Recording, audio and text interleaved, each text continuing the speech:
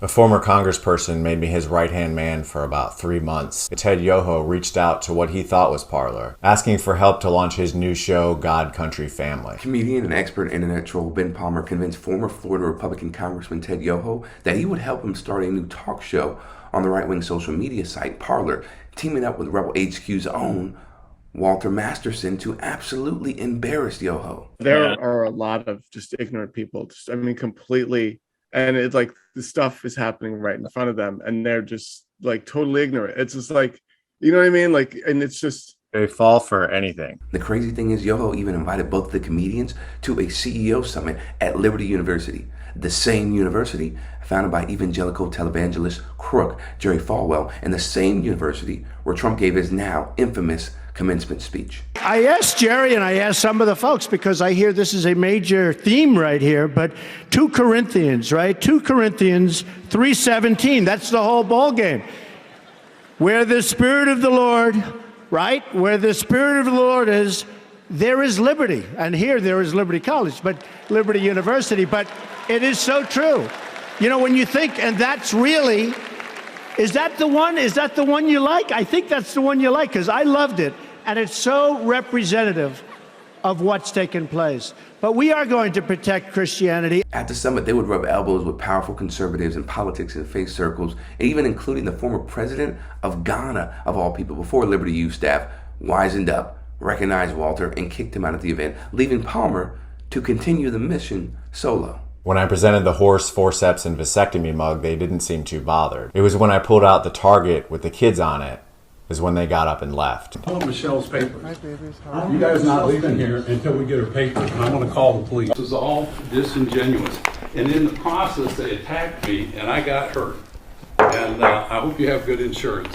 And if I hear any of this stuff that I did not agree to on social media, you're going to be sued. Yoho, who is against reproductive rights and tried to get a bill passed while he was in Congress that implements gun safety programs in schools to mitigate school shootings, didn't take kindly to Palmer's suggestions of forced vasectomies and adding a shooting range on school grounds, especially with former presidential candidate Michelle Bachmann in the room for an interview. So I thought Ben Palmer's comedy bit was pretty funny in terms of how easy it was for him to convince Ted Yoho to make Palmer his right-hand man.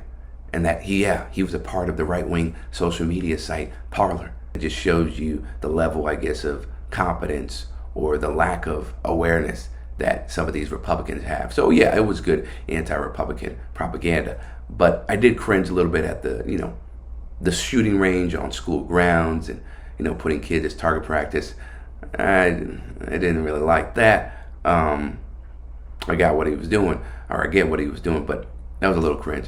And here's the thing, while Yoho is currently not in office, and he's really a relative nobody in the grand scheme of things for the party, you may remember him from these low moments. As you mentioned, her position that the police should be defunded and that the kind of the root of the spiking crime in New York is unemployment, is poverty, it is a lack of funding for social programs.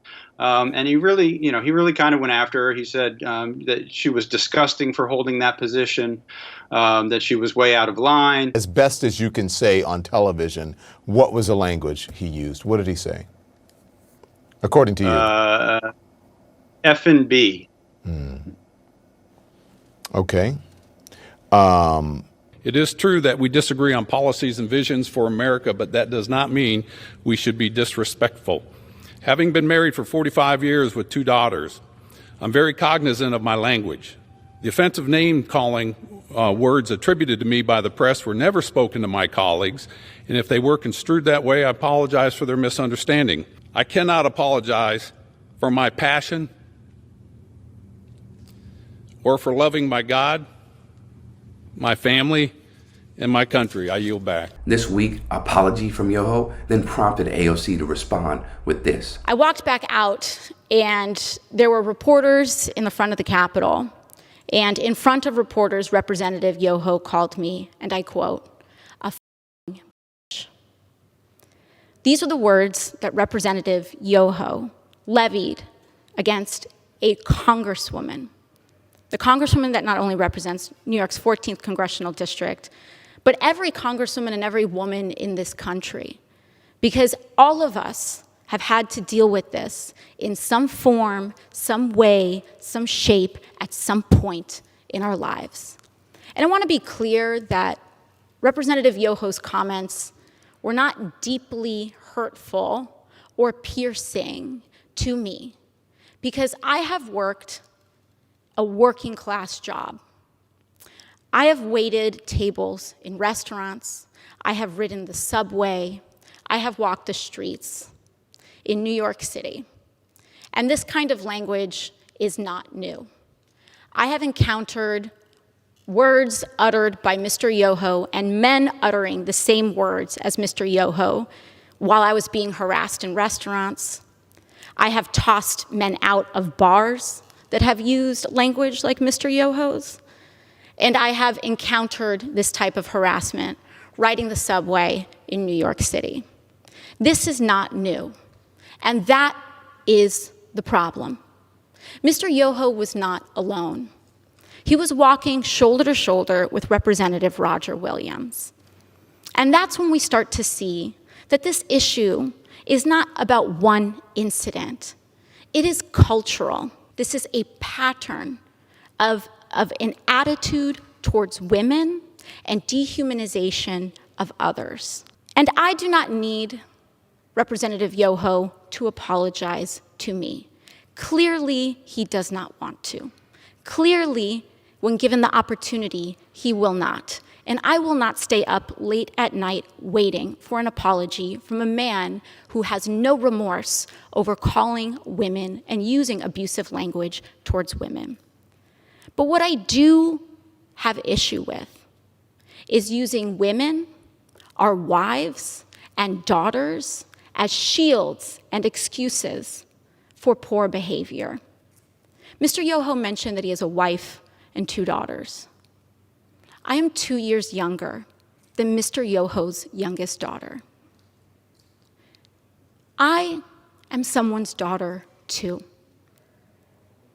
My father, thankfully, is not alive to see how Mr. Yoho treated his daughter.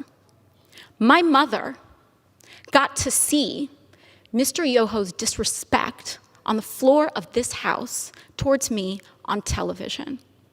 And I am here because I have to show my parents that I am their daughter and that they did not raise me to accept abuse from men.